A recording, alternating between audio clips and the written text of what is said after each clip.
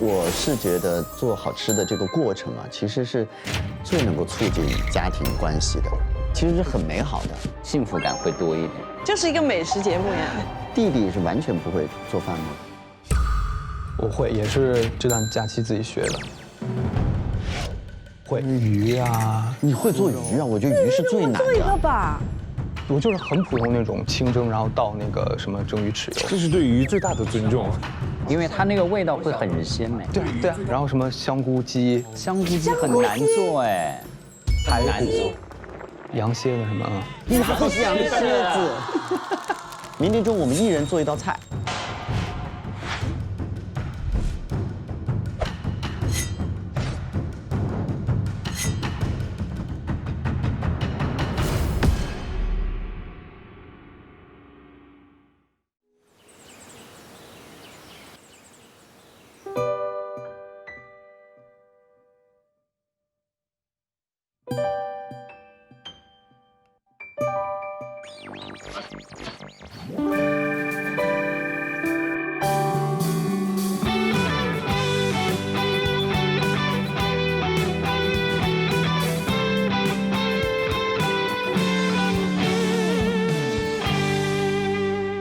朋友，请听好，京东一下没烦恼。本节目由边听边逛买到爽的京东独家冠名播出，满口松脆，好吃听得见。本节目由脆的召唤独角兽的可爱多冰淇淋赞助播出。有问题百度一下，权威搜索快速解答。本节目由搜索就用8亿人都在用的百度 APP 赞助播出。找工作上58同城，更多企业海量职位在招聘。本节目由找工作就是快的58同城赞助播出。脖子不舒服，用 SKG 颈椎按摩仪。本节目由众多明星正在用的 SKG 颈椎按摩仪赞助播出。招商银行 APP，1亿人的财富生活。本节目由听着就美好的招商银行 APP 赞助播出。加入芒果 TV 会员，每周3中午12点抢先看正片，每周5中午12点尊享 Plus 版。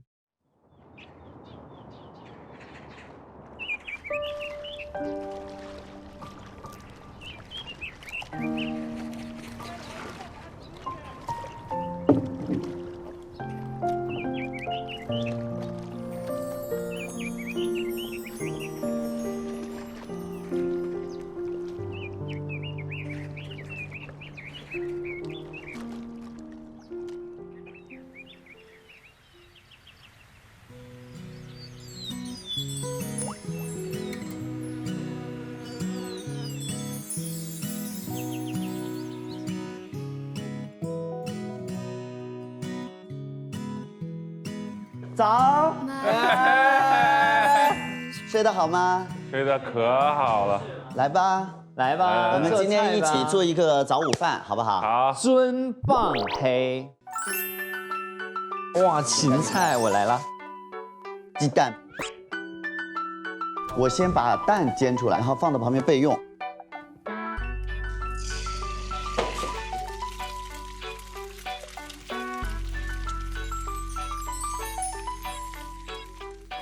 早，早，弟弟，早睡得好吗？好，弟弟，你开始要做你的那些准备，好期待啊！羊蝎子好可怕，我看那一大堆肉都是你的食材哎，弟弟。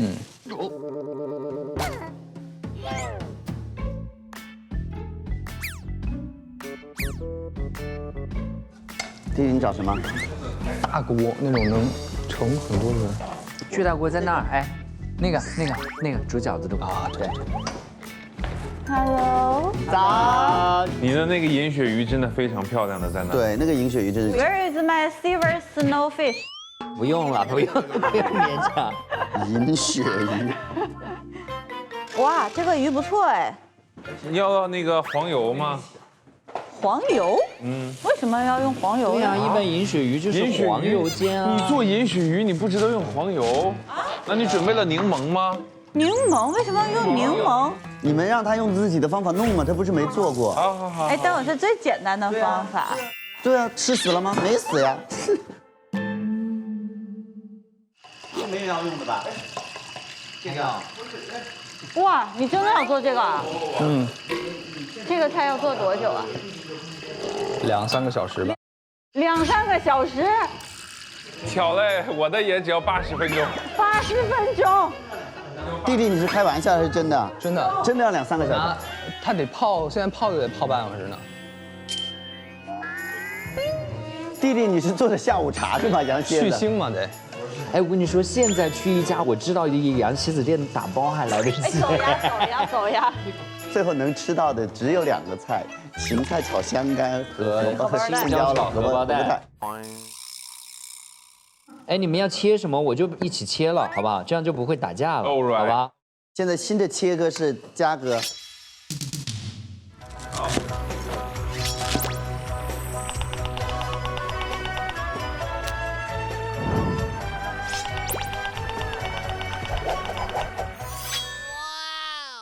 欣姐洗西红柿，啊，我要洗几个西红柿？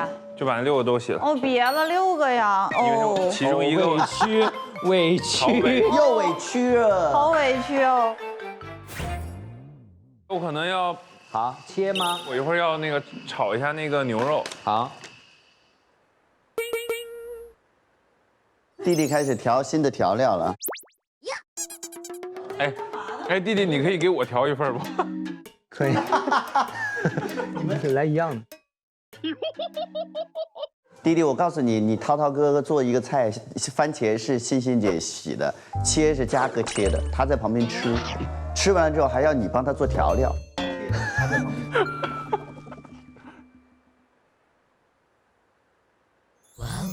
我火好了，我火可以让出来了。谁要炒什么东西吗？哎，我来。你要炒是吗？对对对朋友们，海涛终于要真实的自己动手做一件事儿了。接下来就调好吧，您嘞。调点肥一点的肉。对，那样煨着好吃。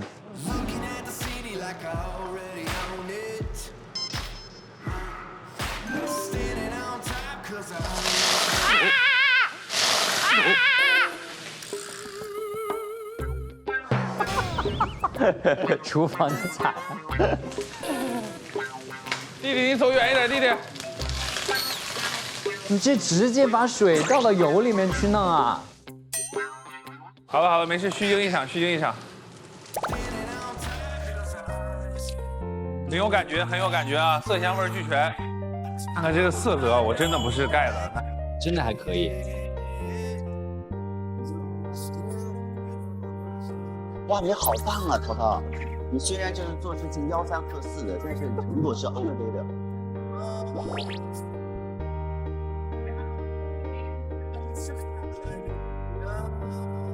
接下来这道菜好不好吃，就看弟弟的秘制调味料了。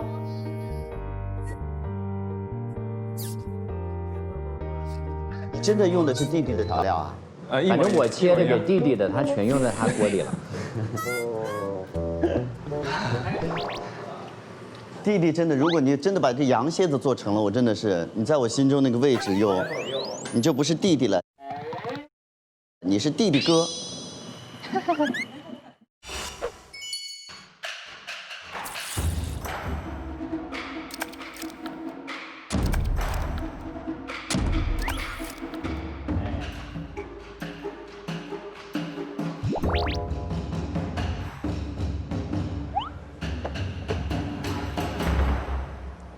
你在干嘛，弟弟？你坐在那干嘛？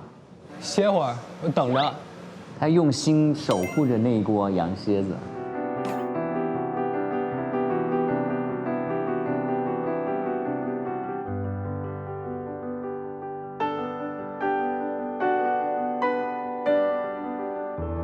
我想起来了，我想起来了，我给你们仨准备的礼物，呀，这个，哦，谢谢，按摩脖子那个。对 ，SKG 颈椎按摩仪。为什么要送给你们这个？你知道吗？因为是明星都在用的。明星都在用。哇，你这个颜色好漂亮啊！我是真的爱用这个。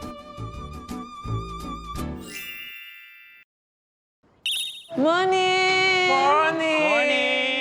我看看到什么情况了？现在是这样的，我们所有人的辅料都已经准备好了，弟弟那边弄完就可以开始炒了。那你现在可以开始做你的准备。弟弟，可是我已经闻到你好闻的味道了呀！这个非常香。弟弟，你这是搞大菜呀？你看它这个锅，弟弟，弟弟，你不来则不来，一来搞大菜呀。穿上围裙。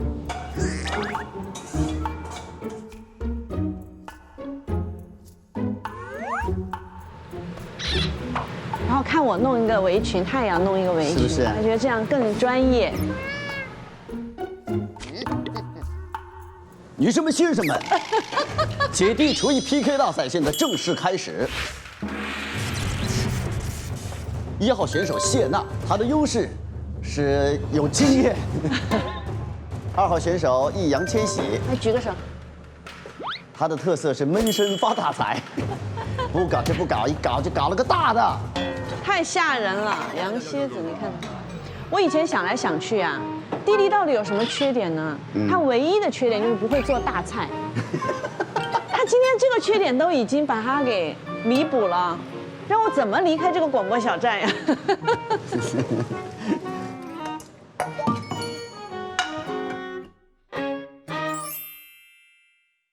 弟弟，这几块要不要就待会儿就给他爆炒一下？能吃吗？可以，对吧？那得就中午给。再切小一点。好，待会儿改一下刀。好，好吧。他赢在一菜两吃，你输了，娜娜。那是你想出来的，不是他想出来的。你们两个一起 PK 我呀，不好吧？弟弟，我帮你改啊。你还帮他切呀？那你想过你要为我做点什么吗？我为你设账。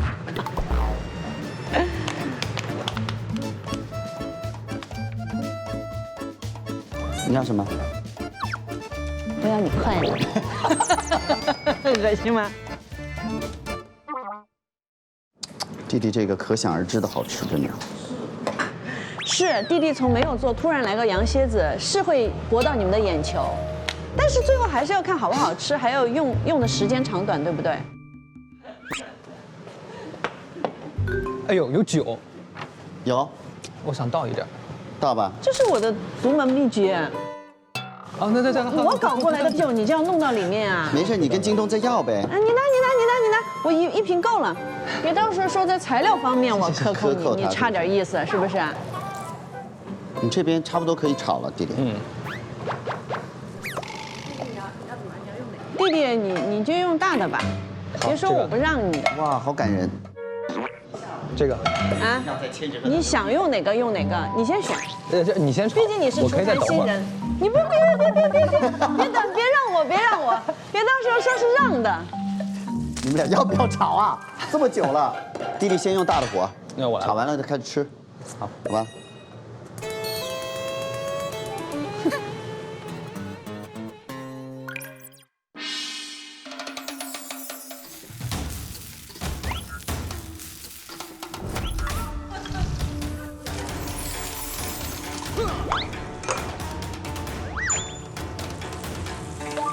哇哇哇哦！哇，哎，很专业。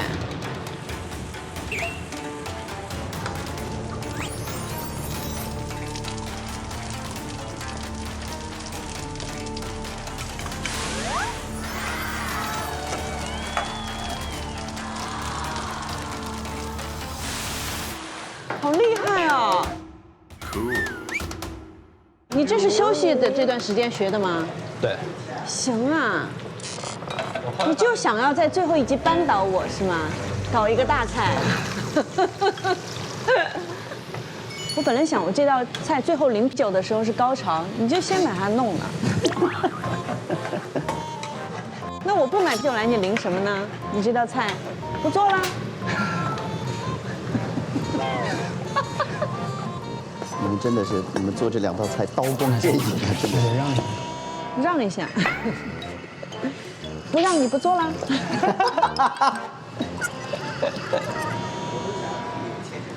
效果。我可以拥有一只青椒吗？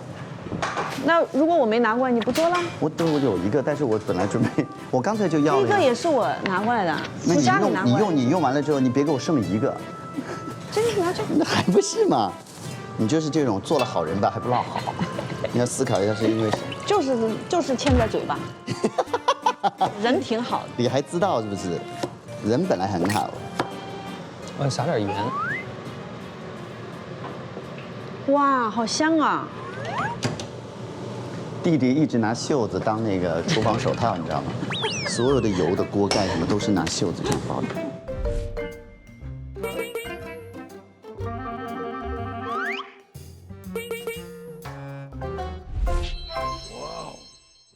哇，弟弟这个可能会成为我今天中午的主打。我这样讲，另外一个厨师会难过吗？不会不会，新人来了让一让也没事儿。最好是这么想的。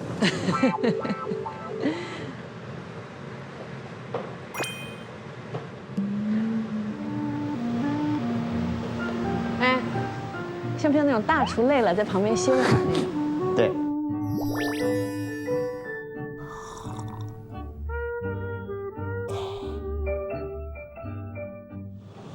这羊肉应该 OK 了，我觉得。哇，赢的。太简单了吧？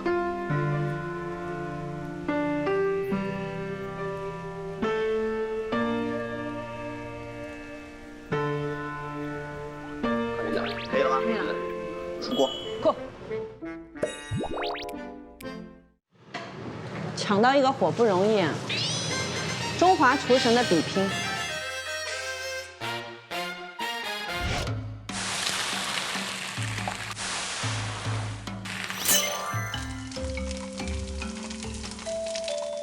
你把油避去了是吧？好高级啊，你这个料理。因为要把这个油节约下来，那个炒鸡。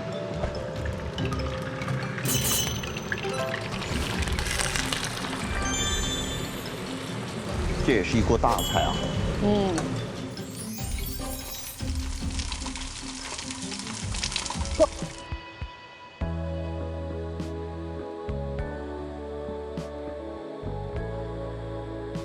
嚯，这太诱人了。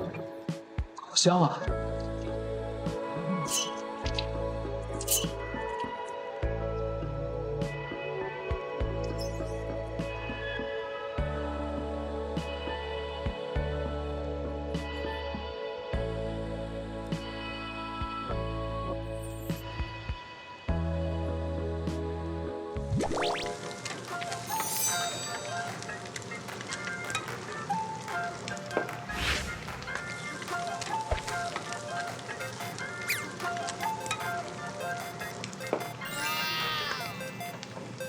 嘉哥，哎，来了，我好了。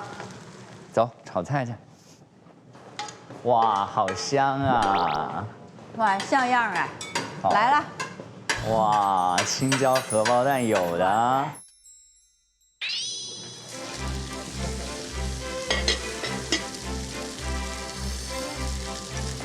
嘉哥你好了，我就开始盛饭啊。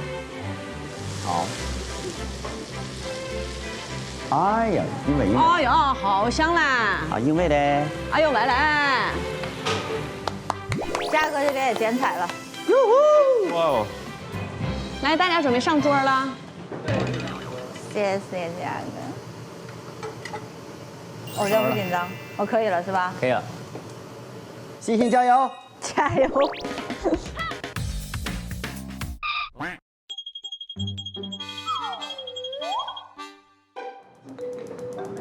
哎呦哎呦哎呦，这个没有。我来。哦 OK，哦，thank you。Oh my god！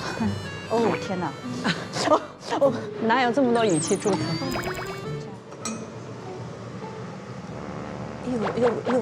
呦嘿！哎呦，好。来了。哎啊！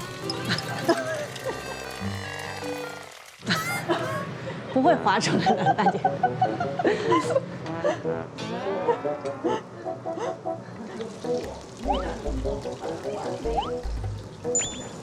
够了。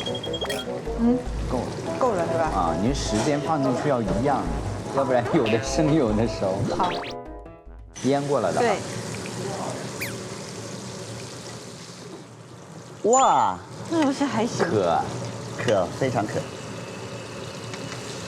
哎。表情管理。你今天很美。好紧张。 OK， 我 OK 了。弟弟吃饭吧。哇，弟弟守着他的最后1分钟的歇。响了，好了。哦， Oh my god！ 好香啊！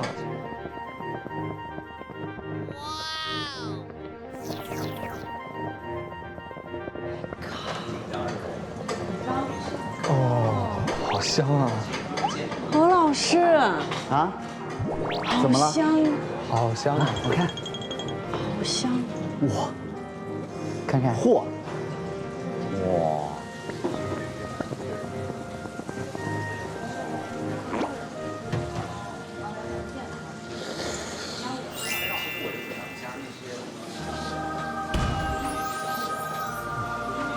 好吃，绝了！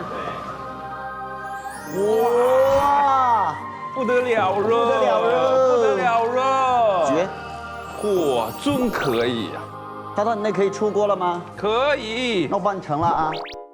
哇，这牛腩完全酥化了，绝了，味道跟弟弟的一模一样，几个炖菜。同样的类。因为是同样的调料。来，丹娜快来。大家来吃，我让他再熬一会儿。对，熬一会儿，待会儿来。哇，我来吃。 OK，耶！哇，哇，不得了哎！来吧，辛苦大家了，太有意义了，今天。马上娜娜的就出锅了。好，开心喽。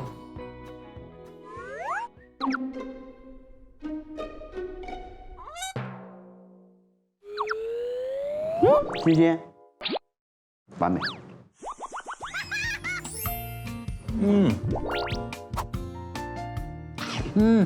荷包蛋好好吃。我放心了，真的是好吃哦。好吃，很好吃。待会儿还有一个小小的仪式，因为今天我跟弟弟有一个厨艺的 PK，哦，你们要那个投票是吗？投票的，刚好4个评委，有可能打成平局。不打成平局的话，输的那个人必须对赢的这个人10句谬赞。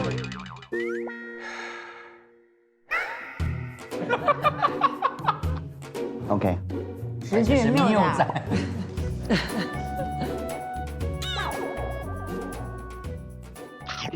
我就来了，我就过来了，马上跟杨轩 PK。我帮你搬，来，你别弄，我来，关火了吗？关了。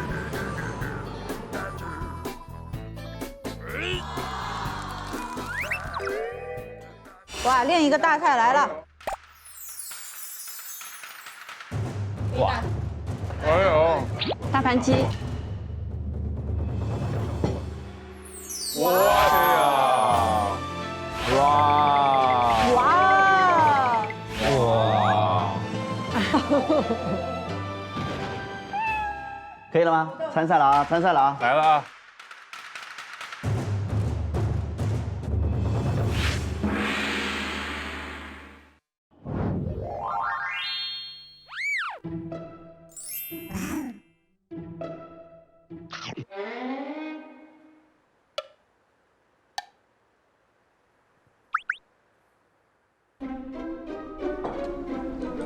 这么说吧，51份我会买单的。 51份。 50太少了。这么说吧，51块我会买单的。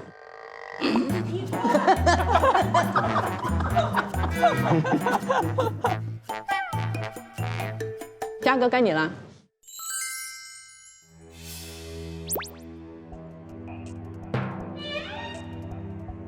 我觉得出乎意料的，这个我觉得不比我之前吃的羊蝎子差，是好吃的。它很细的一点是，它把那个调料的味道完全盖过羊原有的那一点点膻的那个味儿，就是你吃的全是那个调料入到那个肉里，细致的那个味道。嘿呦喂，哇！这个咀嚼它细腻的这个羊肉的同时啊，又一个来了。仿佛已经感受到那个羊啊，在草地与草亲密接吻时候那个触感。这就过了，这就过了，立不住，立不住。已经开始油腻了啊！再来一个，再来一个。这挺好吃，我就吃2块。这个评语就已经很走心了。来，大盘鸡。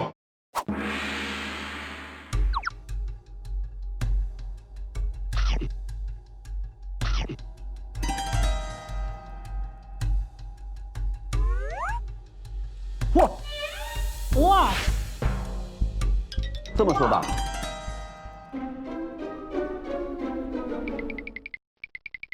，51块我会买单的，真的，好吃。我这么说，我已经感受到了这个鸡啊，在这个草地上与草亲密接吻的时候那个触感。一模一样。这么说吧，那个鸡肉原来的味道啊，就都被那个调料的香味儿啊压下去了。这么说吧，我是吃鸡长大的。一般对鸡肉我就提不起什么新鲜感，但是这盆鸡，我愿意一吃再吃。哇！哎呀，现在要投票，每个人都只能选一个人。第一个投票的是涛涛。因为是这样啊，在这个整个的过程中啊，我不觉得我是在吃食物。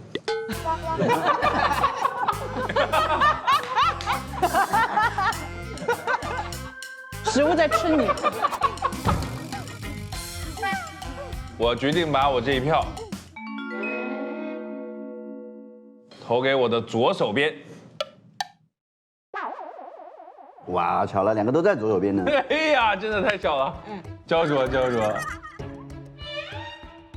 我真的是一码归一码的，这一票我投给千玺。因为毕竟啊，我是用了千玺同款调料做烹饪出我的菜的这个。哦，对。啊，这个理由对，用人家的嘴短。好，下面到谁？好，欣欣来了。这个2道菜确实是都很好吃，不分伯仲。不出意外的话，大家知道节目播到现在，我一定是投娜姐，因为这样才有看点。这是第一。第二呢，就是我主要非常想听千玺夸娜姐。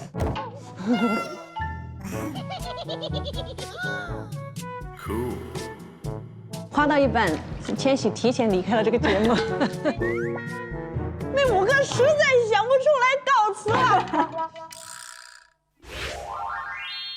好，到嘉哥。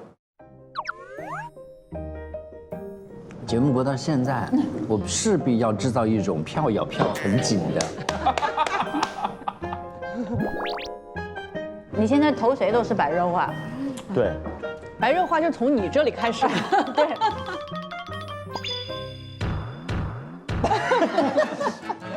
一锅4敲脑袋结束。娜姐会做饭吗？我是真的知道的。但千玺这个羊蝎子，我觉得简直是不可能完成的任务。surprise 是吧？太 surprise 了。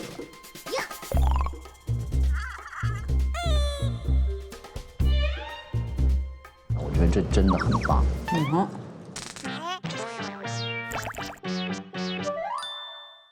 我这票给娜姐。哇，反转了！不好意思啊，不好意思啊，不好意思啊，不好意思啊，不好意思啊，公平竞争啊，好吧。白热化，白热化。焦灼了，焦灼了。何老师，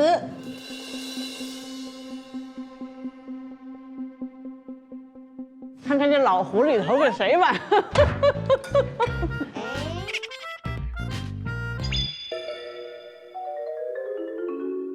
节目进行到现在，大家知道我这一票非常关键。我要投给娜娜的话，结局锁定，对吧？我要投给千玺的话，双方握手言和。弟弟，你心里是怎么想的？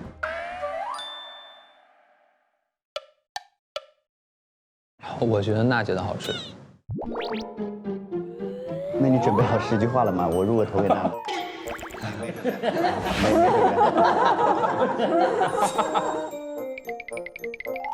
做羊蝎子难还是夸10句难？花10句的。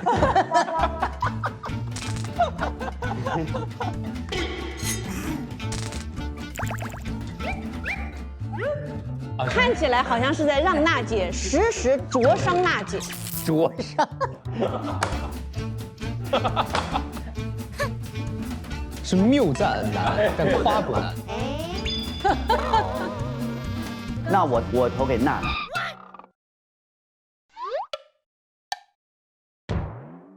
娜娜3比1获胜。大家好，这次我拿到这个奖品呢，拿到这个奖杯，我觉得也是很开心的。然后还要谢谢我的对手，我是这么觉得吧，比赛第2，友谊第1。我希望这个也不要让娜姐在你心目中的地位有所下降，输赢乃兵家常事。神经病。你有什么话要送给唯一一个没有投给你的评委吗？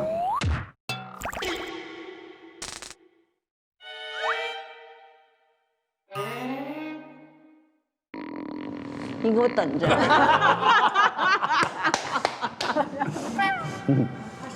好，来，现在开始千玺谬赞娜姐10句。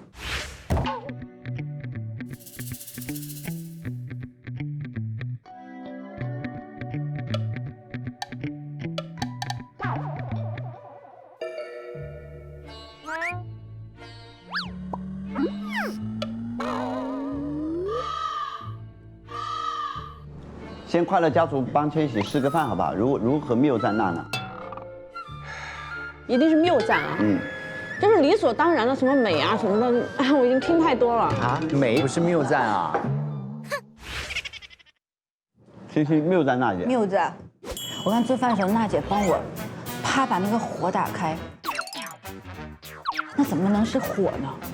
娜姐打完之后，那是我成长的光芒。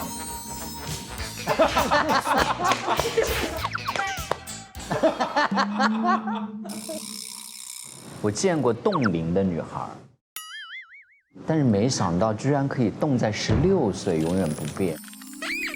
哇！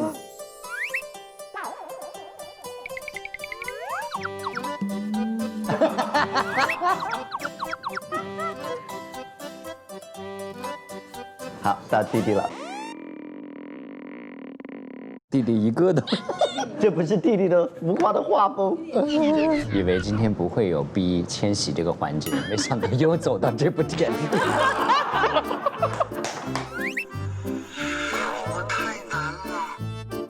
弟弟首先没想到自己会输。对，羊蝎子怎么可能输呢？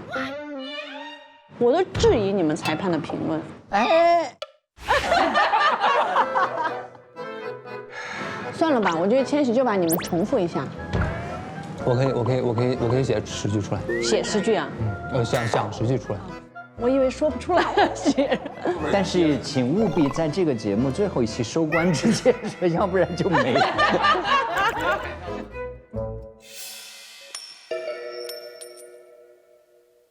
下午是什么安排啊？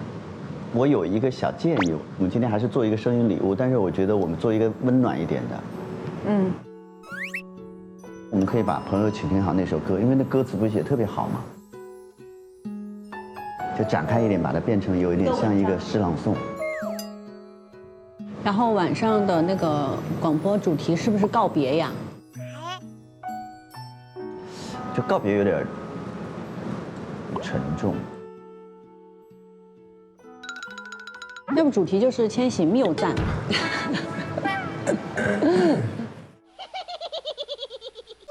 我们就不说告别，不说告别吧。因为昨天我们的建议节目组听了，以后每天晚上8点都会有。今天晚上我们不宣布。那怎么办呢？就是把那个频道打开，大家就发弹幕，就当树洞一样，有什么话都可以在那说，他们也可以互相解答。然后我们会在下一季的时候来给他们回复。哇，好酷啊！然后如果我们今天可以超过197的话，会有一个大惊喜。好酷啊！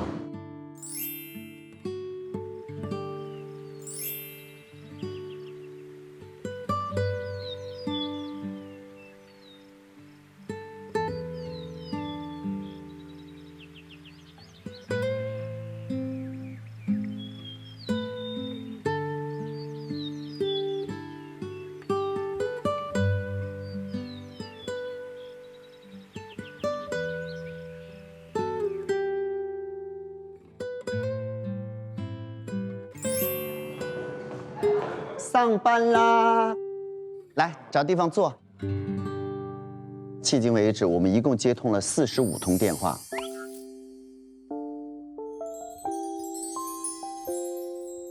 我觉得很感动的一件事情就是，所有我们接的这45通电话，我们全部做了回访。每个人都手写，就是跟我们通完话之后他们的心情。因为现在就记性没有那么快嘛，所以我们就请他们帮我们拍照，然后就做成了像这样的手账。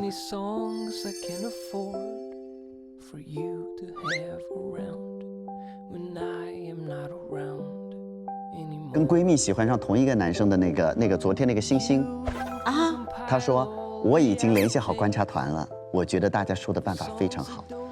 好棒啊！老爸抠门到极致哦，那个绝了。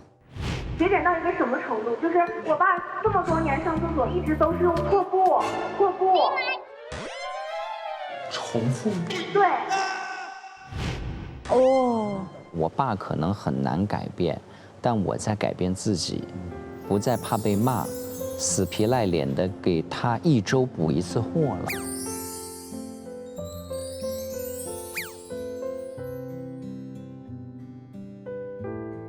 该不该参加前女友婚礼？哇，那个也真讨论的好精彩。我的前女友给我发消息说她马上要结婚了，然后邀请我去参加她的婚礼。有没有可能叫上你女朋友跟你一起去呢？我觉得你就不要去。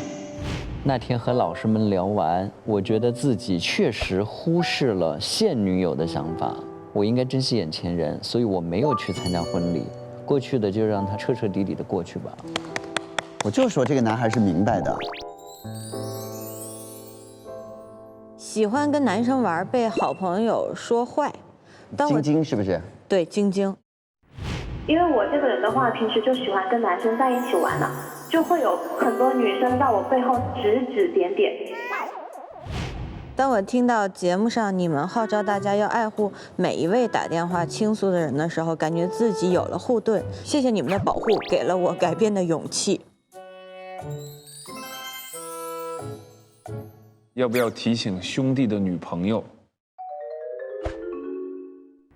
前一段时间我和我兄弟约着出来玩，然后他就带了一个女生，我不知道我应不应该透露一点讯息给我这个女性的朋友。你觉得他会听我们的节目吗？我觉得会。你的铮是用的真名吗？是的。超纲了，超纲了。居委会工作好复杂。他没有听，所以我想想还是别说了，感情的问题还是自己解决比较好吧。要不要告诉老板学姐不认真工作？后来跟学姐坦白了这个事儿，但是学姐还是没怎么改变。我希望学姐加油吧。还是那个人，一点没变。对，收入是老婆10倍，想少做家务，现在有点后悔打这个电话。希望老婆不要发现我吐槽了他。我们看看这个穿连裤袜的男生。来了，崔姐，你朋友来了。粉红色才是硬汉该穿的颜色。情人节，女朋友送了我2条粉色裤袜。千玺弟弟，我给你快递过去1条呀。还有一个是发现男朋友是光头。最近春暖花开了，我们见面了，他没戴假发了，我才不管他戴不戴呢。他要是再骗我，他就死定了。啊，可爱。自导自演绑架惊喜的男朋友。她那个男朋友找人来绑她，然后把她装在麻袋里面，她说她真的好疼。哎，听着都疼。当男朋友知道她的行为被全国人民知道后，甚是害羞。这段时间他确实没有再霍霍我了。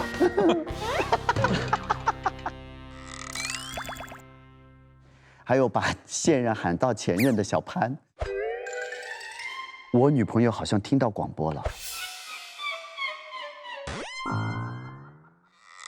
她主动约我出去吃饭，我要抓住机会，相信态度与真诚更管用。听到的话会感动的。对。小波，小波是和男导演的烤肉店约定的那个。哦，那个女生啊。想吐槽一下我男朋友，他是我们这个节目的一个导演。What？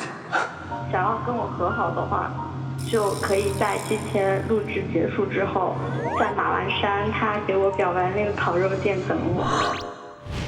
那天录制结束都已经2点多了，于是我们约了第2天见面。那天晚上我们聊到了凌晨4点，虽然最后还是没有复合，但至少我努力过。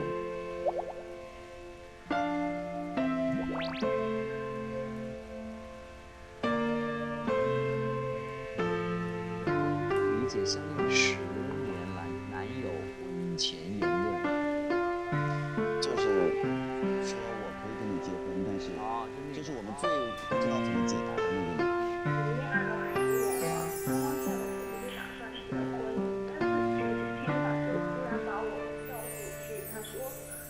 对你就是没有那种爱恋的情况，我还是可以和你结婚的，但我能给你付出的也就时间罢了。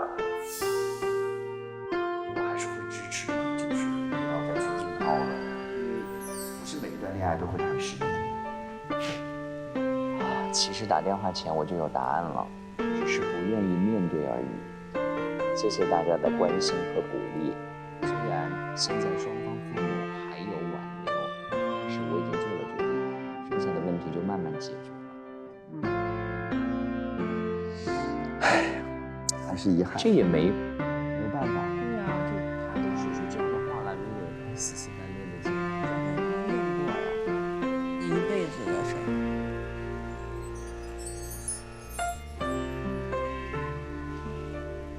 说话直伤害了男朋友的佩奇，我和男朋友好好的聊了聊，冷战也和好了。的确也是我太口无遮拦，一时半会儿也改不过来。但是为了他，我可以慢慢来。妈妈爱我还是爱我的成绩的高中生？其实我知道妈妈是爱我的，但是她的爱让我很有压力。希望我可以快些读完高中，大学想去到别的城市。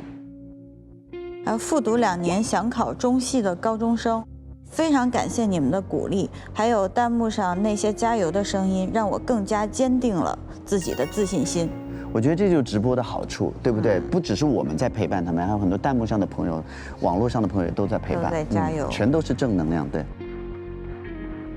视频开会被妈妈投喂的小叶，谢谢广播小站的朋友们听我的烦恼。现在我已经复工了，在外地上班，妈妈再也不会打扰我开会了，但是却突然怀念起我妈妈在门外那一声声的催促。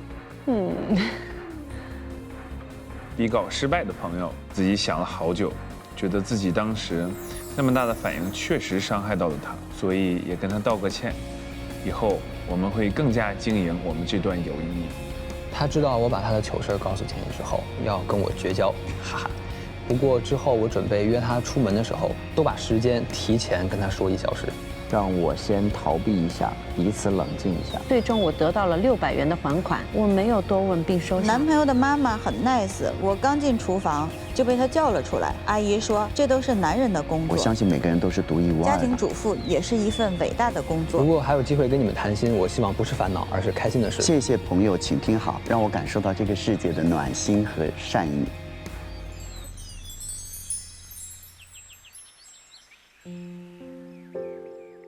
刚才好像真的像是过电影一样，这些人的这些人生精彩的故事就这样在脑海当中过过来了。我觉得这个是我们这一季的我们大家跟听听大家故事的一个最好的回馈。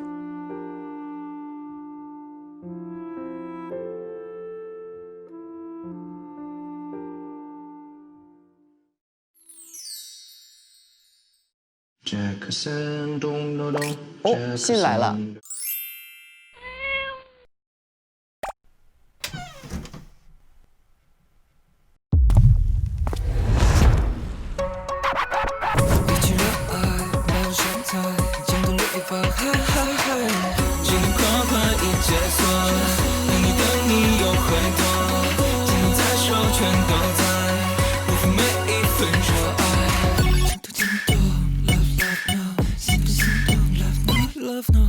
一起热爱就现在。京东朋友，请听好，京东一下没烦恼。本节目由边听边逛买到爽的京东独家冠名播出，满口松脆，好吃听得见。本节目由脆的召唤独角兽的可爱多冰淇淋赞助播出。有问题百度一下，权威搜索快速解答。本节目由搜索就用8亿人都在用的百度 APP 赞助播出。找工作上58同城，更多企业海量职位在招聘。本节目由找工作就是快的58同城赞助播出。脖子不舒服，用 SKG 颈椎按摩仪。本节目由众多明星正在用的 SKG 颈椎按摩仪赞助播出。本节目由听着就美好财富生活全知晓的招商银行 APP 赞助播出。Real 微醺，一个人的小酒。本节目由 Real 微醺赞助播出。本节目由麦富迪犬猫粮赞助播出。有猫有狗就有麦富迪。好羊奶选蓝河。本节目由新西兰原罐出品的蓝河羊奶粉赞助播出。每周二中午12点，朋友请吃好；每周六中午12点，喵喵请听好；每周日中午12点，朋友请直播。更多完整内容尽在会员版。下载8亿用户都在用的网易云音乐，畅听节目独家音频。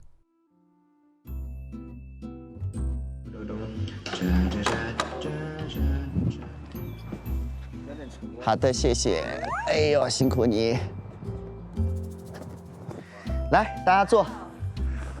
我们准备最后一次读信了哦。最后一次读信了。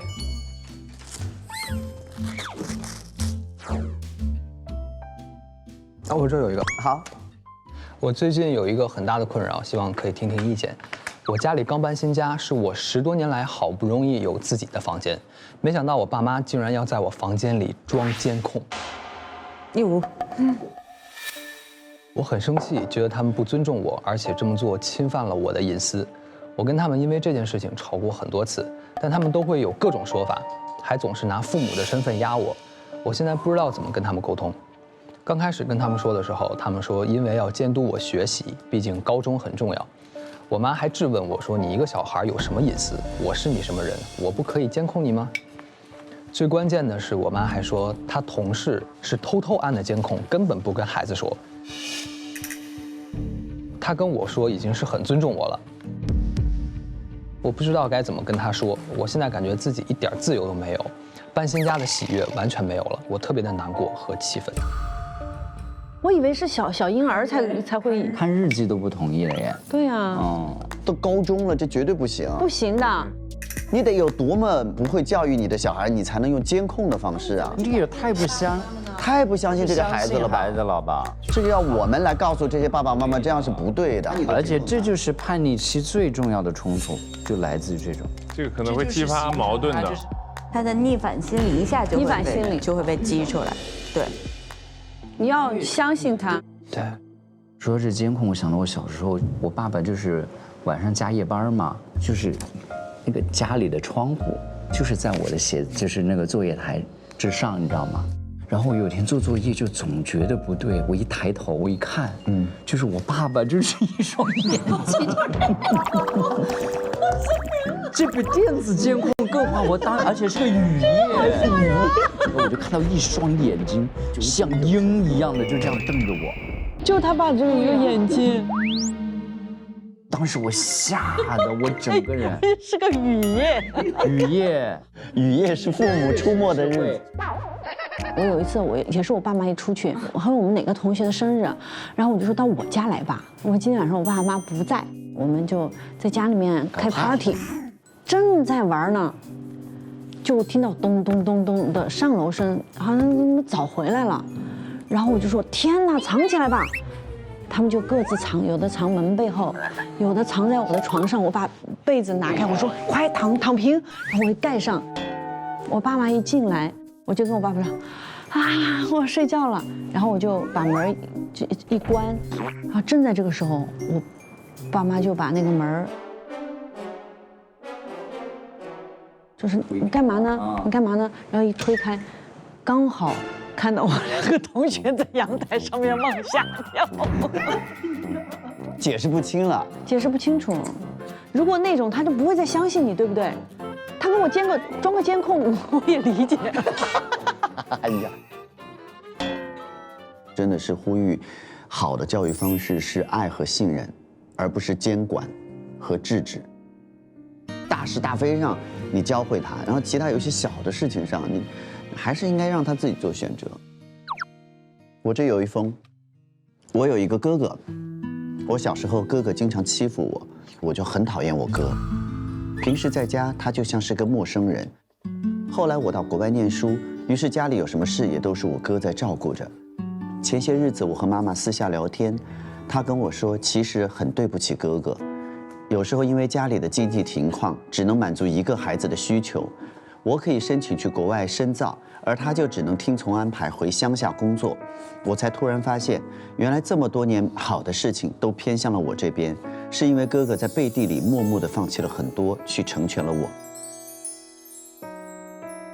想借朋友请听好这个平台，大声地对你说一句：有你这样一个哥哥，真好。哇！这后面有一句好像也不是英语，还好我有百度 APP 翻译神器，还可以拍照翻译，说的是我永远会支持你啊。它这个里面可以识别10多余种的这个语言，以后你遇到不认识的这些外文，用百度 APP 一拍你就知道了。我看到不认识的花，我也用拍照识花功能，特别的好用。我跟我哥哥小时候也是打打闹闹的。我哥哥也是军人出身，他也是话不多，但是就是关键时刻一句那种你不要太忙，你要注意休息什么的，他稍微一句话就很暖。哥哥是真的是可以做朋友的亲人，有很多话你可能不能跟父母讲，但是你可以跟哥哥讲。欣欣那儿有什么？我这儿，哎呀，我这个有点那个啊。最近我和我的朋友因为前男友这方面的事情产生了一些不一样的想法。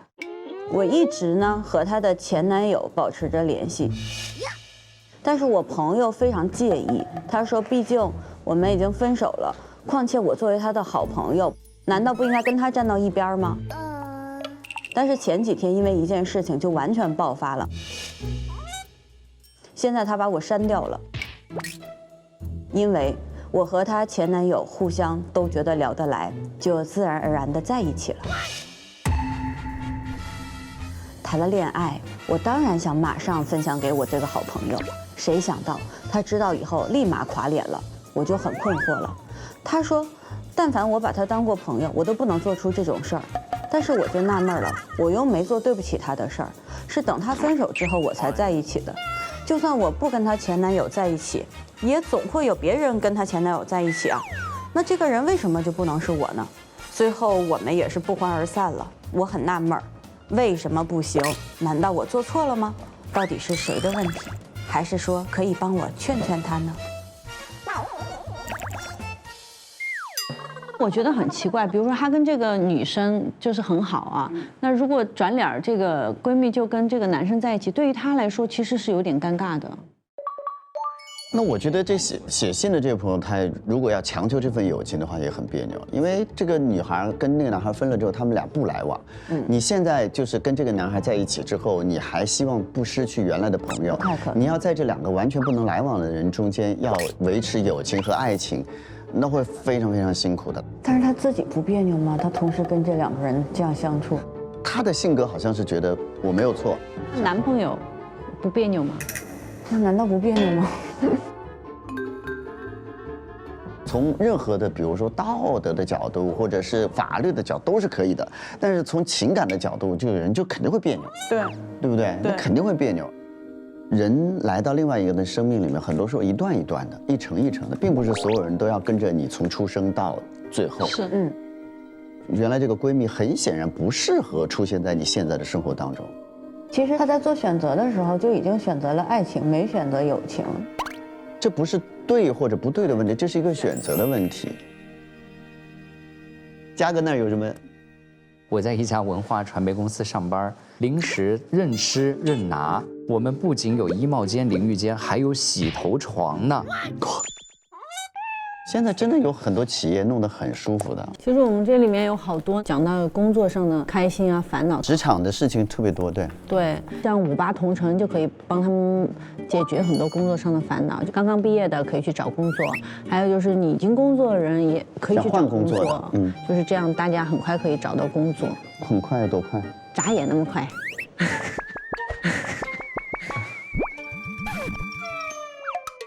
这么快？好，弟弟再来最后一封。想问大家都记得自己父母的生日吗？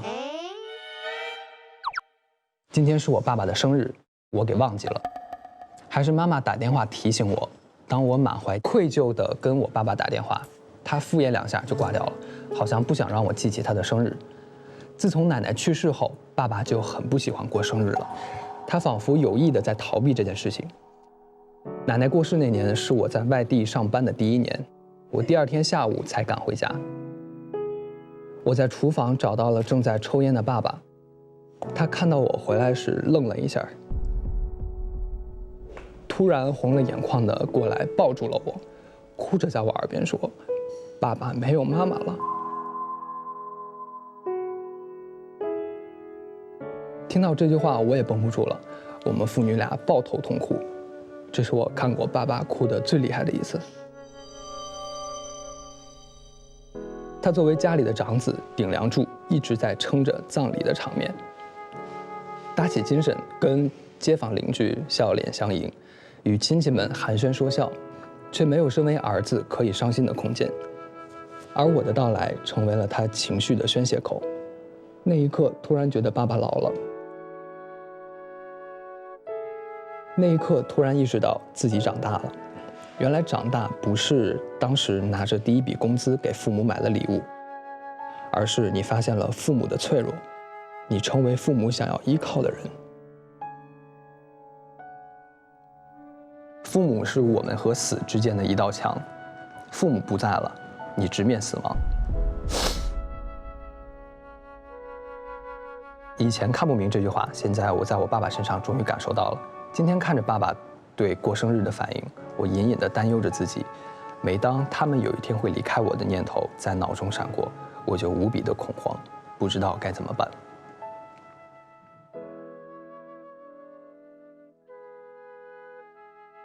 父母是挡在我们和死亡之间的一道墙。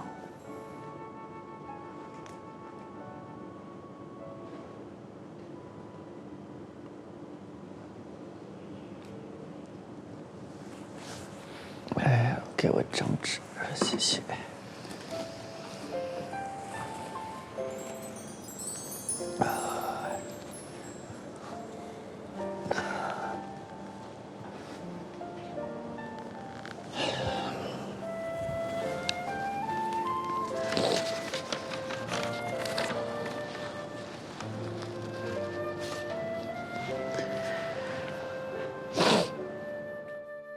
父母有一天会离开我们这个空房，没有解放，你只能尽量不去想。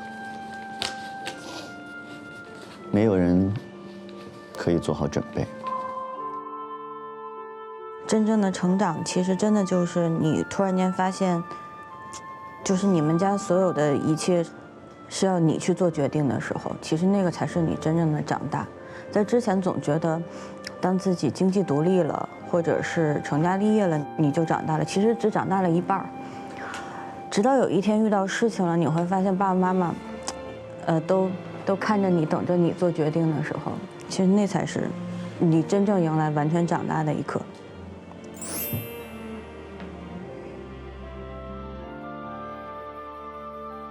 前2天我那个外婆还进了 ICU 嘛，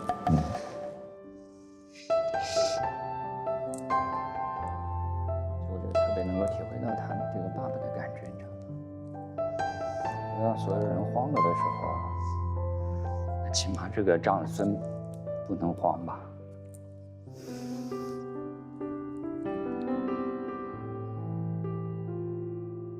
你要说安慰所有的人，你要相信医疗。他肯定能从 ICU 出来的，因为我助理是我表弟嘛，我就要通过他的脸上来看，他看到家族群里的消息，所以每次做哥把手机递给我的时候，我都是好担心，我都好怕打开家里的群，一天好一天坏，一天好一天坏，就这样。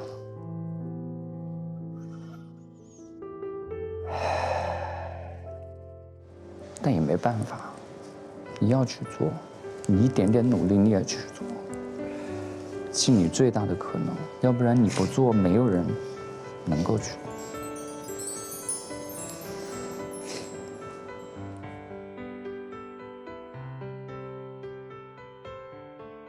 我记得3年前有一次陪我妈去看眼睛，我就那个时候就问大夫我们该怎么治，我妈的眼睛什么时候能好？大夫就说。这个治不了。哇！我当时那个时候就突然觉得说，就是我之前的任何的概念里面，就是很多事情是可以解决的，就是手机没电了，我充好电，手机就好了。然后，但是当大夫说这个治不了，哇！然后你知道。就是突然有改变不了的时候，这个就是突然觉得，真的要适应一下。慢慢的都会要开始，更多的去面对这些。我常常觉得生命为什么会珍贵，还是因为它会有我们要面对的那一天。那么。就是因为这个终极命题，才会让我们每个人就是必须要快乐。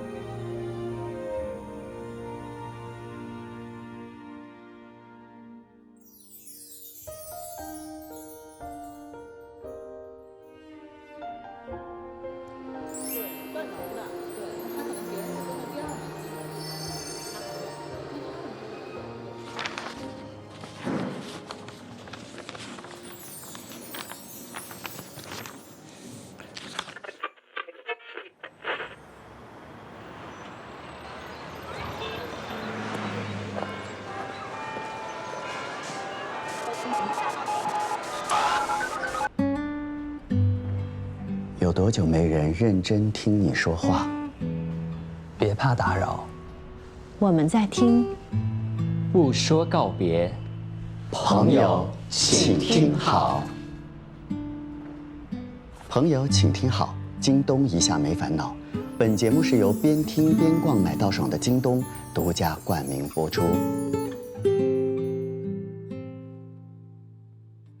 今天是我们这一季朋友请听好的最后一次直播。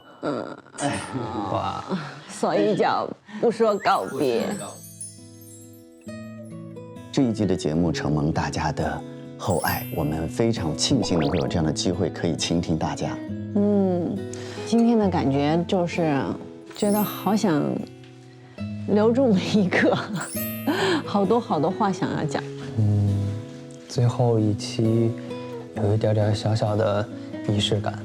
其实加上试播啊，我们一共有12次的跟大家在空中的交流。从一开始不知道我们可以和大家心碰到哪里，到后来我们慢慢的会发现，哎，我们真的可以开发很多的可能性。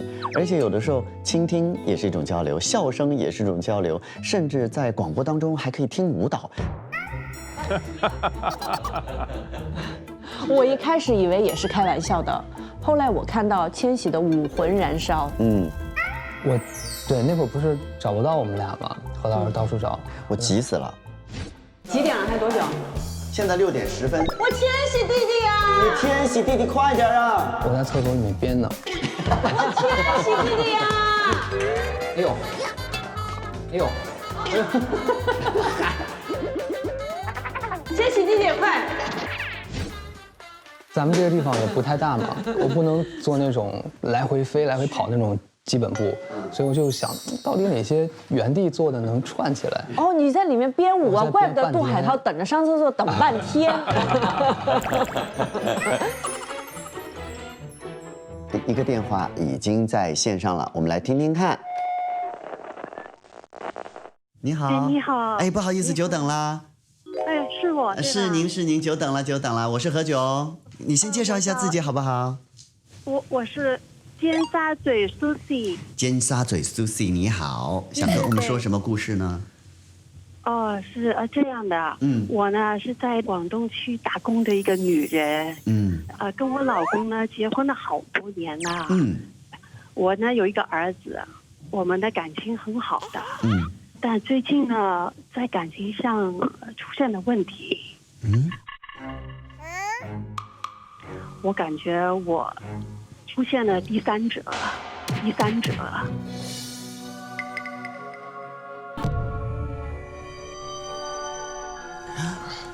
怎么讲？这话怎么讲？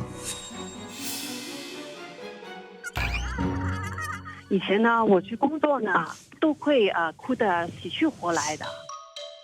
儿子会哭得死去活来是吗？啊，对。但是最近呢，我要说要去打工呢，我儿子呢就很开心，那个嘴巴呢就永远带着微笑的。你说呢？我是不是失恋了？你刚刚说把我吓一跳。其实是说儿子现在长大了，然后没有那么黏你了，是不是啊？几岁我可以问吗？方便问吗？尖沙咀苏西。3岁了。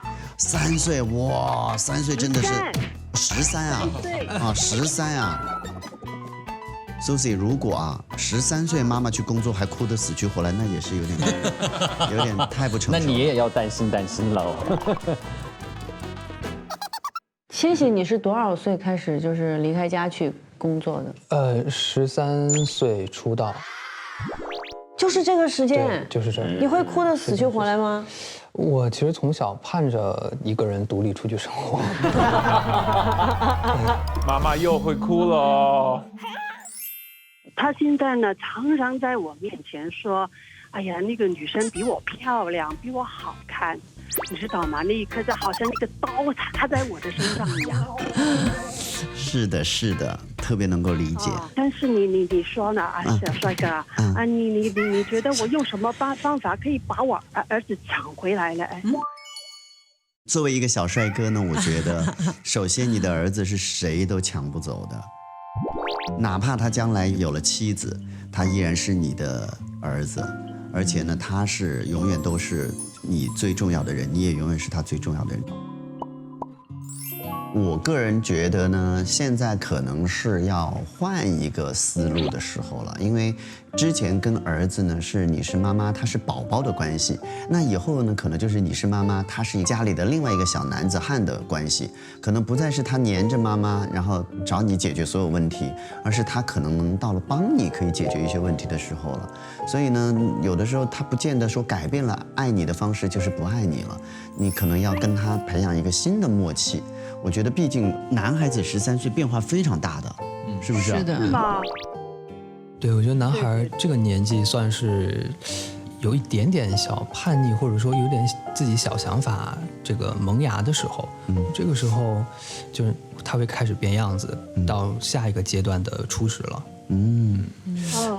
为什么听这个声音就是好熟悉的感觉哈？为什么好多观众说这是袁咏仪，说是亮亮？我说完你也会很开心的，说你是袁咏仪。我相信那个尖沙咀 Susie 啊，你一定跟袁咏仪一样漂亮吧？一点都不好玩的。不好玩呢？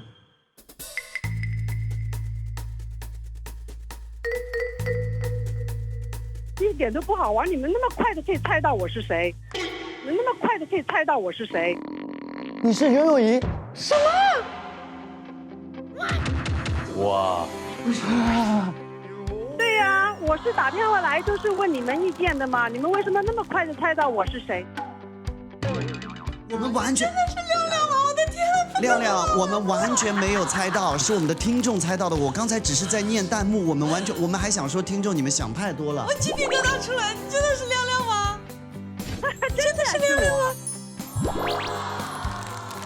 我的天啊 ！I love you, I miss you, I miss you too 。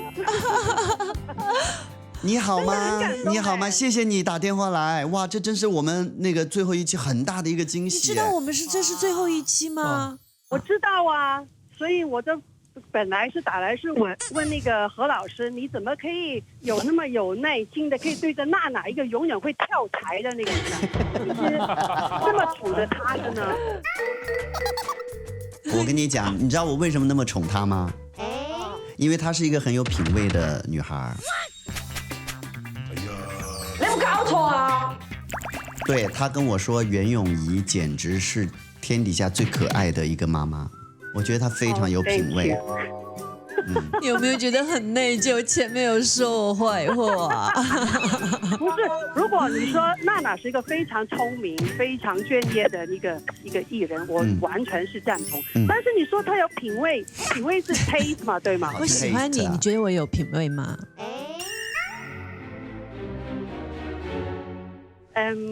可以满分。哇，天哪，绝了，真的，真的很感动。你越来越漂亮啊！真的你越来越漂亮，你是做了什么？做了什么？那个秘方在哪里找啊？我做了一个小姑娘。哎，亮亮，我真的很感动。你既然有时间了给我们打电话，你应该是在买包的路上吧？老婆，不要再买包了，不要再买包了。前2天有看到新闻说你去抢口红那个手法，我没有去抢，抢不过，太多人围着呢，你知道吗？我只买到了妊娠包，太可爱了。接下来还有千玺啊，千玺，你好，你好，我是千玺。谢谢。你怎么你很爱他吗？不能说爱，欣赏。欣赏是很欣赏的那种欣赏。对对，因为年纪那么小，然后呢自己出来工作也做得很专业，听说呢他也是学习非常好的一个小男生。我觉得现在的年轻人呢，你们去追求偶像以外，就是要懂得欣赏他背后的努力，对吧？对对对，哇，说得好好啊，真的。哎，我们这一期也太精彩了吧！居然第一个电话是袁咏仪。你可以一直跟我们聊吗？你那边电话费还 OK 吧？可以，我是负责来祝福你们的。祝福我们。何老师，我觉得你跟娜娜还有千玺做这个节目非常好。现在太多人只懂得在手机上面，就是聊天，不听这个世界其他人的声音了。我觉得多一点这种节目呢，可以让很多人的心都可以温暖起来。这样，好像你刚刚解答我儿子跟我的问题，我觉得这个也是我要想清楚的。我刚刚说我儿子的问题是真的，真的假的？你永远不会失恋的，因为全天下最爱你的2个男人永远都不会离开你的。是的，我希望。我们这样，我们请千玺来给那个亮亮姐来送一句我们的朋友的话：无瑕不成玉。啊，生活当中有任何的这种小小的烦恼，都是你美好生活的必然的组成部分。但是你是一块美玉，你的生活是一块美玉，这是毋庸置疑的。爱你，谢谢，拜拜，我们回头再见喽。好的，拜拜。拜拜。我刚才有人说何老师你就演吧，你肯定知道。我发誓我真的不知道。我也不知道，我看着说，然后我就想让那个姐姐开心一点，我说你的声音像亮亮，像袁咏仪哦，然后你就猜出来了。我们要恭喜刚才打电话进来的袁咏仪，获得京东618超级盒子一份。京东超级盒子是联合50个超级大牌推出的独家定制礼盒，惊喜多多，优惠多多。5月21日起，京东618预售火热开启，好物预售提前抢，定金膨胀折上折，大家赶快来抢哦！下一个电话进来了，你好，喂，你好，喂，你好，哎，你好。是何老师吗？鹏鹏，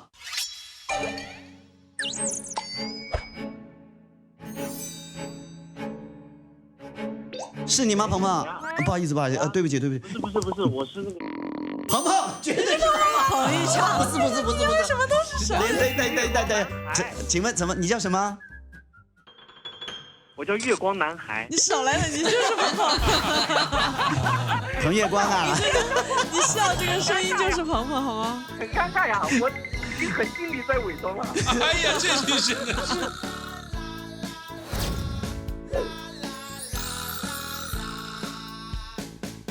我跟你说，如果前一个我们没有接到亮亮的，我们不会马上就会猜到你。鹏鹏，因为是这样的，我实在对你的声音太熟悉了，那可是每晚在我枕边的声音啊。鹏鹏，你好。鹏鹏，如果我们没有听出你来，你准备一个什么样的烦恼？我们听听看好不好？是确实有一个烦恼，然后因为我也有看节目，然后有一期范丞丞就说那个自己要控制吃饭，对吧？因为不要像彭昱畅一样。太伤人了。哎，鹏鹏现在瘦的胖的？胖的。这么说吧，我听你这笑就是一个胖子在笑。你笑的我肉都在抖。但是鹏鹏，你真的有减肥的压力吗？我觉得你是我认识的最有毅力的。你当然很易胖了，这是我知道。但是你真的瘦得非常的快哎。他那天啊，真的，他就进去洗澡的时候给我发微信，就说何老师这里面没有裤子，然后我就给他送裤子。然后呢，就看他裹了一个浴巾啊，然后给我看他的腹肌。你知道他有多惊人吗？他头一天还是个小圆皮球肚子，他就是那么累了一上午之后，腹肌完全出来。没有，他在里面画的。没有。你在里面画很累吧？没有画。今天开始是我第3次正式开始减肥。对，节目组的哥哥姐姐也邀请我嘛，但是非常不巧，之前因为工作没来。那个工作就是配《风犬少年》。他是什么时候跟大家见面呢？应该是在5月中旬。好的，我们期待。所以就非常遗憾，希望朋友请听好，越办越好，然后希望有机会可以去那里。好，谢谢鹏鹏喽。好嘞，谢谢。拜拜。哇，怎么回事？炸裂了！那是不是今天都是朋友啊？那已经预约成功的听众就打不进来了呀。也许今天预约的就都是朋友，我觉得。那下一个朋友是谁？会是谁？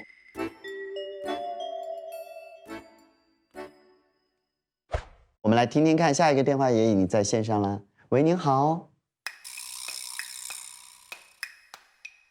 Hello， 何老师。哎，您好，怎么称呼您？叫我大侠就好了。大侠，哎呀，你也不客气啊。大侠你好。你是谁？好了，刚才算彩蛋了，对不对？现在应该算我们的正片。是这样的，其实我今天打进来想跟你们分享一个我的感情的故事。哦，好。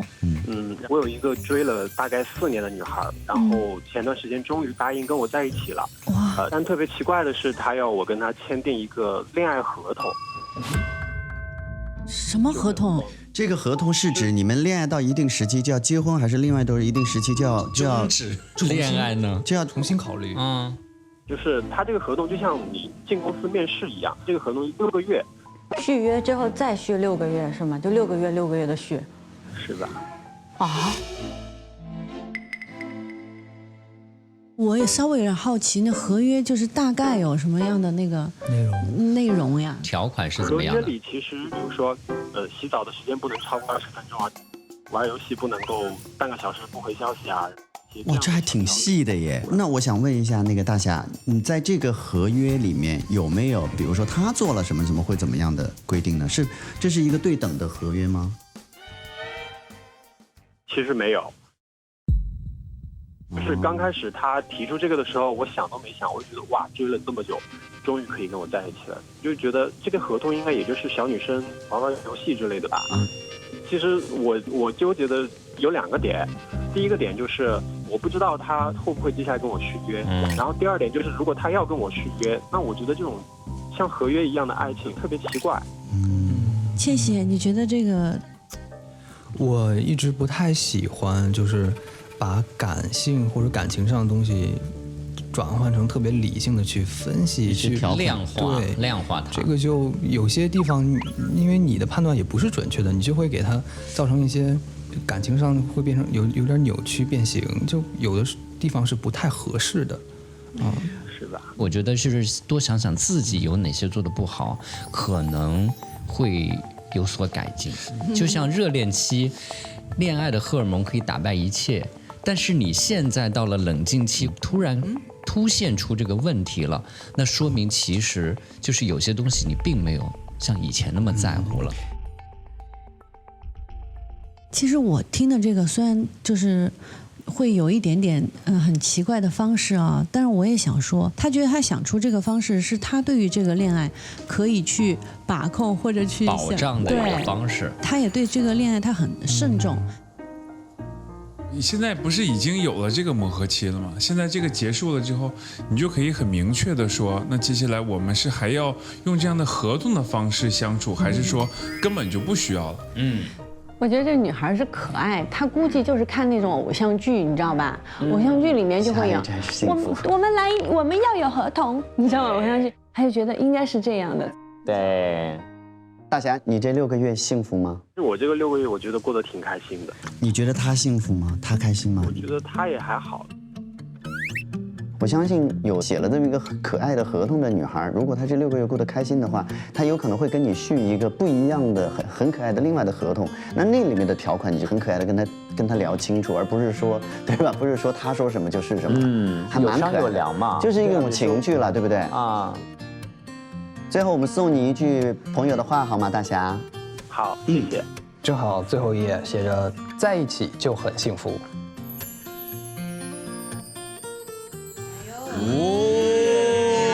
所以祝福你们2个能够顺利的度过这个合同期，然后签一辈子的一个契约，好不好？谢谢何老师，祝福你大侠。好，谢谢。好。刚才是一个非常浪漫的故事，就让我们聊聊热爱这件事情。佳佳哥，你热爱什么？我们要给京东做一个创意的广告，可以想一个好玩一点的。我觉得有3个可以走的方向，一个是爱，就是我热爱什么，我热爱什么；还有一个是现在，比如说我现在要干嘛；还有一个就是生日，比如说生日的愿望是什么？我热爱，我热爱吧，我热爱，好不好？好，那比如说佳哥热爱什么？我热爱旅行的。那我就热爱健身。我热爱买，可以吗？可以，这也太符合京东的主题。我热爱旅游。涛涛，你热爱什么？我热爱健身。欣欣，你热爱什么？我热爱买，一起热爱就现在，一起热爱就现在。5月21日起，京东618预售火热开启，同时也是京东17周年庆，有非常非常开心的生日趴，一起热爱就现在。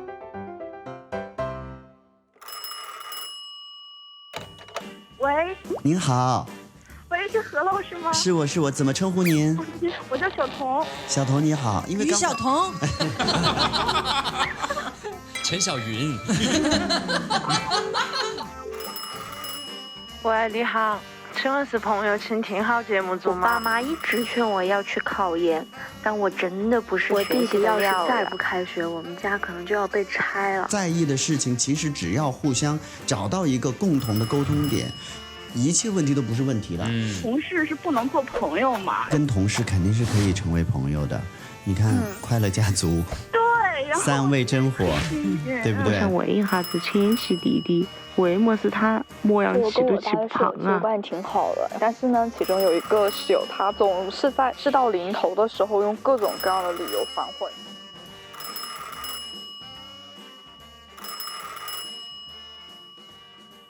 朋友，请听好，第1季最后一通听众来电。你好。您好，喂，你好，你好，你是我们今天接的最后一通电话了，久等了，怎么称呼您啊？你们好，你好，我叫小葛。小葛想跟我们讲什么故事呢？我其实分享一个故事吧，是因为我最近投诉了一个外卖小哥。我记得那天吧，就下暴雨来着，当时我点了一份麻辣烫。快到送餐时间的时候，那个小哥他就说下雨路况不好嘛，能不能提前点个送达？挂了电话，结果我发现他明明在我家附近，他就是不送到我家。等到他送到我家的时候，其实都已经晚了1个多小时了，麻辣烫都已经发了。没想到后来这个小哥他就一直跟我发消息，然后当下我就把这件事情发到我的朋友圈了，结果很多人说我不近人情。我觉得这个有一个问题是出在这个外卖员身上，他提前点了那个送达之后，我觉得应该是先就着您这个送，因为其实我以前也很久以前送过几单外卖，它其实很近的距离，也只有3、4块钱或者4、5块钱，然后平台还要扣，然后有时候迟到晚了以后，然后第2天平台还会再扣钱，所以有时候外卖员会提前点那个提前送达，但是我们点了之后，我们就会更加紧的去送到这个里面，对，我觉得这点是这个小哥不太对的地方。对啊，弟弟你怎么会送过外卖啊？送过3、4天吧。为什么呢？不是节目，不是节目，也不是拍戏，不是，就自己，就是说想试一试。那你是怎么送？戴口罩的？戴口罩，然后穿那个衣服、厚羽绒服，然后戴他们那个大头盔，然后买个小电动车就送了。就是算是体验吧。对。你有被投诉吗？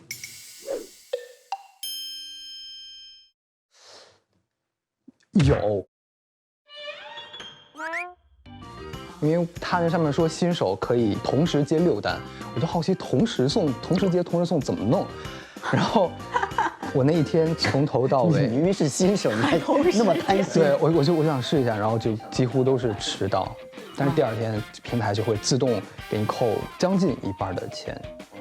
其实他们也很难，这个太难了。千玺真是太酷了，太酷了，好丰富啊！试一下。我觉得他可能在意的是，他把这件事情抛在朋友圈以后，他的朋友对他的看法。对，是的。所以我觉得你可能就是说，哎，为什么大部分人好像人情大过于规章制度？但其实我也遇到过这样的事情，也会给很中肯的评价。但是我事后我会觉得，其实人家也不容易，那我也会打赏一下。觉得就如果我点差评，我还被别人说，那我还不如点个好评，求个心安呗。就只能这样吗？其实这个蛮重要的。你做这个选择呢是没有错的，只是你在怀疑有没有更好的选择。因为我们这件事情啊，其实最重要的是自己心安。因为你如果想通过这件事情，就是比如说鞭策一个外卖小哥，让他变得更敬业，这个当然是一方面，但更多的其实你自己能不能过自己心里那关，这毕竟是一件生活小事，不要引起你自己很长时间的一个纠结。那么我们来看看弟弟随手翻到一句朋友的话会是什么样的一个解答呢？你当然不是最幸运的那个，但也不是最不幸的那个。我是最幸运的这一个，因为我是最后一桶。对，你是最幸运的，因为我们生活就是由很多这些繁琐的小事情构成的，而这些事情其实我们处理好了，就是我们幸福的一个根源。所以在这里也祝小葛每一天都开开心心，好不好？谢谢。下一个春天还能给你们打电话。好，一定会的，一定会的，一定会的。谢谢，拜拜，谢谢。拜拜。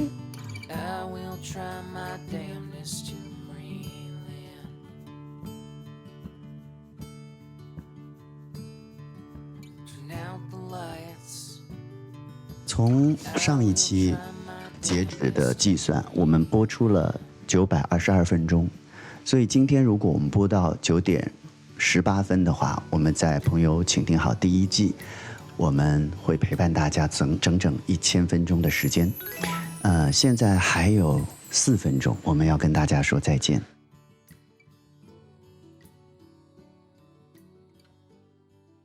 接下来，请各位亲爱的朋友接收我们送给您的这一份声音礼物。朋友，请听好。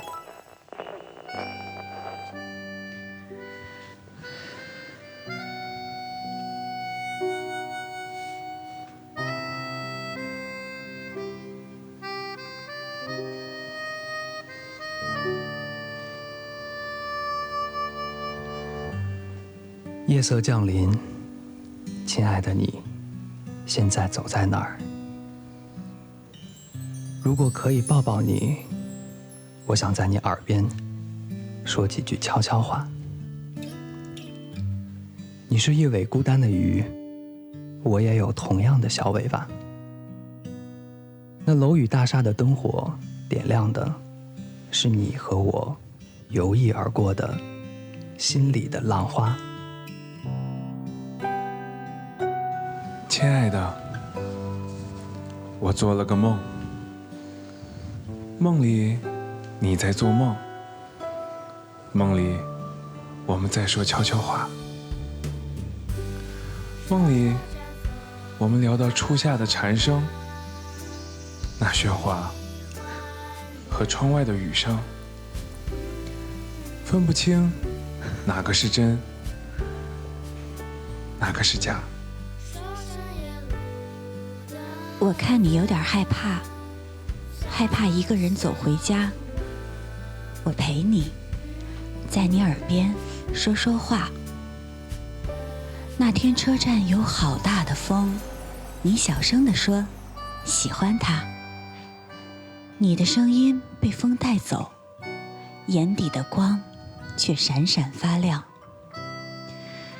那天车站有很大的风，你小声地说想念奶奶偷偷留给你的糖，就藏在那小小旧旧的手帕。你的声音被风带走，脸颊上的泪却在闪光。那天车站的风很大，路灯洒下微微的光，你的脚下有一匹淡淡的小马，一跳一跳的，好像要去远方。远方，真远啊！小马淡淡地说：“不怕。”只有勇敢的小马，才能到达最远的远方。那天车站的风很大，就像我们一个人长大的路上吹过的所有的风一样。有些爱很响亮，有些爱很沙哑。如果你也怕黑，朋友，请听好，这里整夜有光。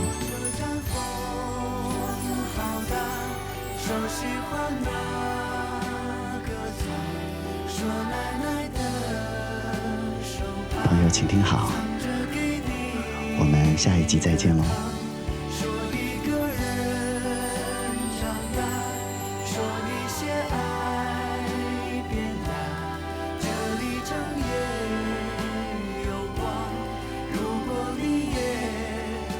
会怕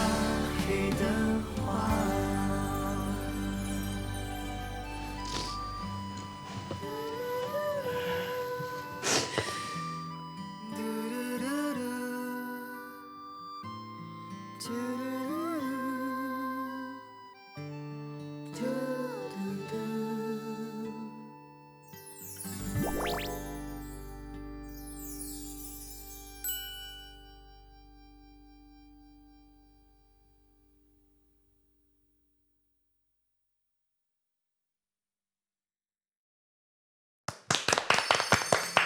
苦啦！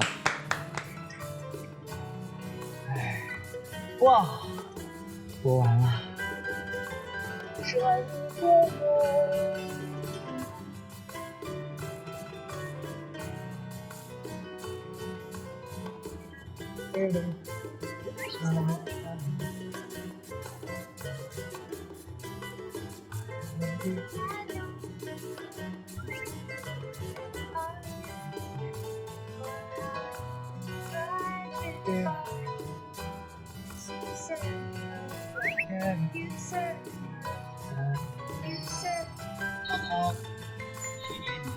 哎，校长，哎，娜娜，哎，来了。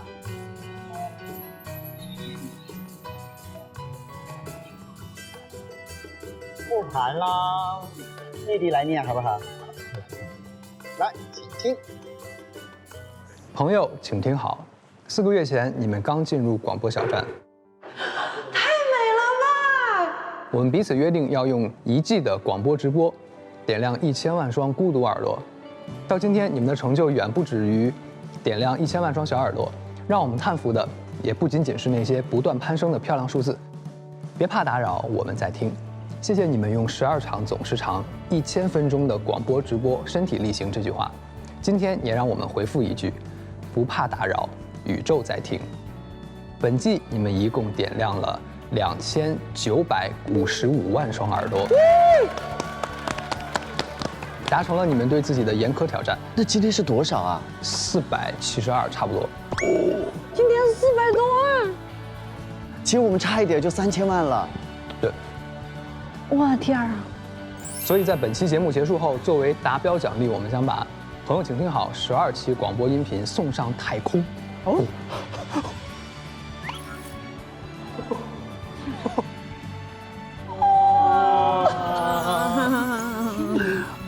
好棒啊！我们的声音要上太空嘞！它会通过卫星或者火箭搭载。哦。我们每个人还可以说一个自己的心愿，它将会和我们的12期节目一起送到宇宙，送到太空当中。我就希望我的家人都身体健康、幸福平安。我希望我的人生可以自由自在地做我想做的事儿，让我爸我妈放心。我希望听到我的声音的人都可以珍惜当下每一个瞬间的时光。我是谢娜。我希望，好了。对朋友而言，你倾诉的每一句话都值得整个宇宙倾听。下一季我们再相聚。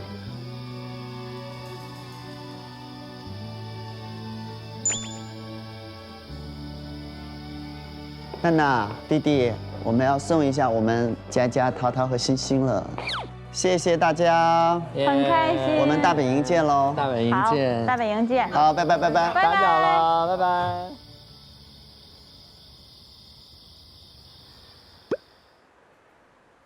我刚才说，我没有想象的难过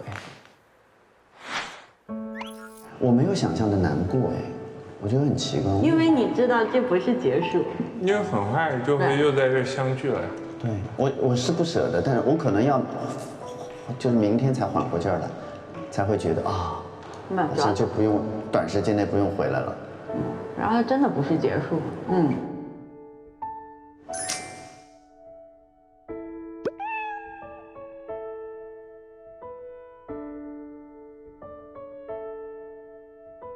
我们每一个人可以选择一样广播小屋的东西带走，看你要带什么。我已经想好我要带什么走了。带什么？我就带这个，游戏这个。啊，就是这个是不是跳舞的？你的不败战绩的。对，让我翻盘的这样的一个东西。这是你的那个荣耀，对不对？我想拿走我的那个笔记本，我每一期广播不是都在上面记了流程和那些来信的那个过程。千玺会带什么走呀？我现在只想到一样，但是我觉得有一点儿对他来说不太好。你想带点点走啊？真的吗？他个儿我真的想了想，但是他个儿太小了，然后我们家基本公猫多，我怕抓伤它。就猫猫打架。对。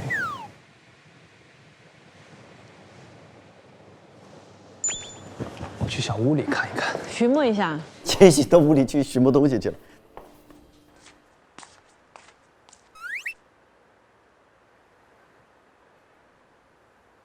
小何试音，小何试音，这里是朋友，请听好广播小站。Hello， 我是娜娜，我是易烊千玺，喂，伦巴，伦巴，恰恰加桑巴，还有铁了屋子外的铁栏的。我是翟老师，你好。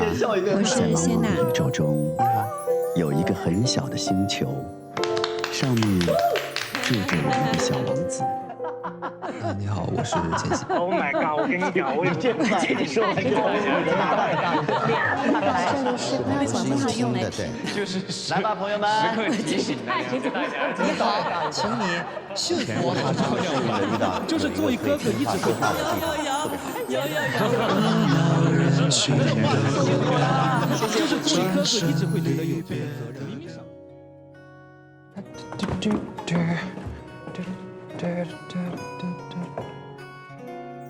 来吧，朋友们，我们继续享受生活。来，这应该是我弟弟，来占用我在这儿念听众信的时间来表白易烊千玺是吗？真的好评价，告诉我烦恼，让我们帮你开导。他说生活真的很苦，而你也真的是那一点点甜。好羡慕你20岁可以尝尽那么多的人情冷暖，可是我们的20岁已经一去不复返了。接下来将是创造历史的一场比赛，独挑易燃装置。真拔！各位老师，各位同学，欢迎大家来到师大附中2020年夏天的联欢会。亲爱的儿子花生，在妈妈生日和我们结婚纪念日的前一天，爸爸走了。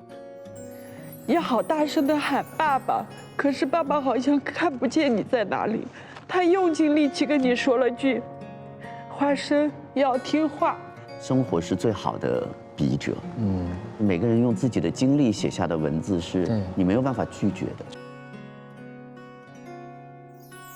信件到了，朋友们，信到了是不是？信到了。妈妈，今天是你离开我的第1915天。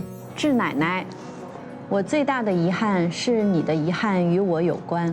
总觉得来日方长，现在想想，来日并不方长。他看到我回来时愣了一下，突然红了眼眶的过来抱住了我，哭着在我耳边说：“爸爸没有妈妈了。”我和你们分享我最近最开心的一件事情，我所在的武汉中心医院病人清零了。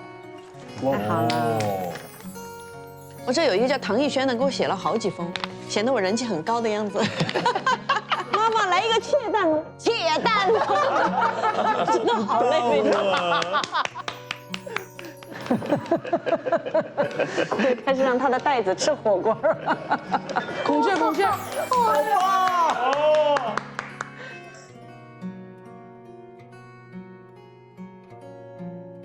朋友看我，看我，我这个地方很容易，比工作台容易聚齐5个人。哇，千玺这个切得很好哎，哇，哎，很专业，弟弟你变了，非常专业。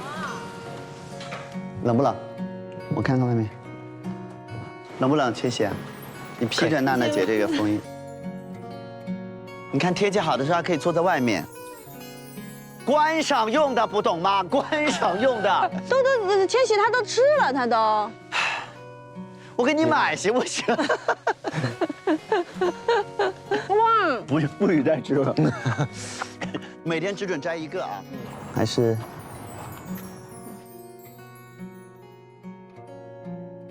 哎呀，3位真火啊！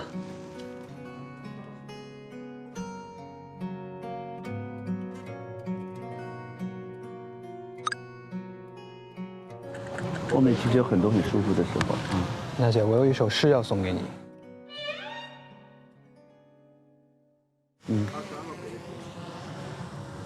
说春雨温柔的人，那你一定没见过娜姐的眼神。说夏夜深邃的人，你一定没见过娜姐的双眸。说秋月明朗的人，你一定没见过娜姐的笑容。说冬梅坚强的人，你一定没见过娜姐本人。娜姐的汗水不是水，是玫瑰花瓣的露水。又在实践。娜姐鞋上的球不是球，是漫天灿烂的星球。娜姐的衣服不是服，是我五体投地的佩服。最终我才知道，昨晚长沙大雨是为你而下。原来你就是风雨过后的铿锵玫瑰。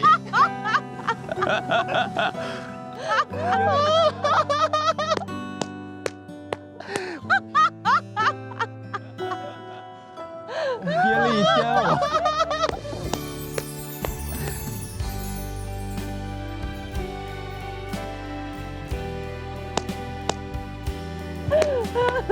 我以为弟弟在开食谱，太赞了！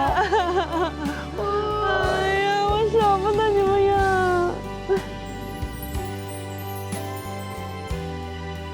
好棒啊！可以出版。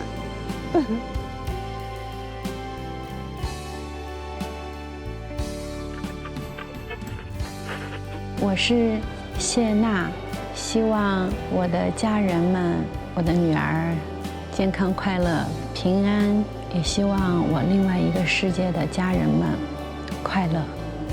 我想你们。我希望我和我的世界里的人都平安、幸福、健康。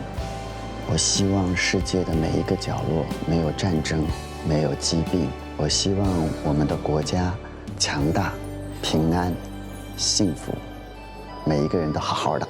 各位全球的听众，大家好，这里是朋友请听好广播小站第一次试播。有多久没人认真听你说话？别怕打扰，我们在听。朋友请听好。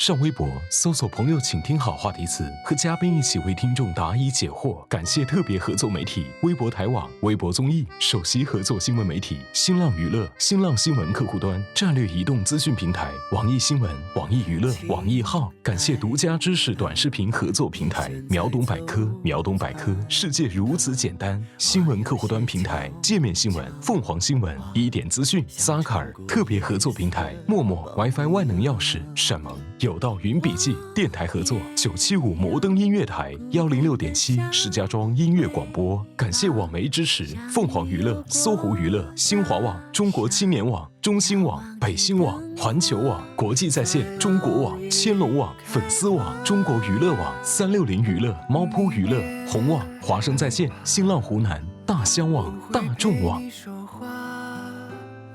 一路走回家。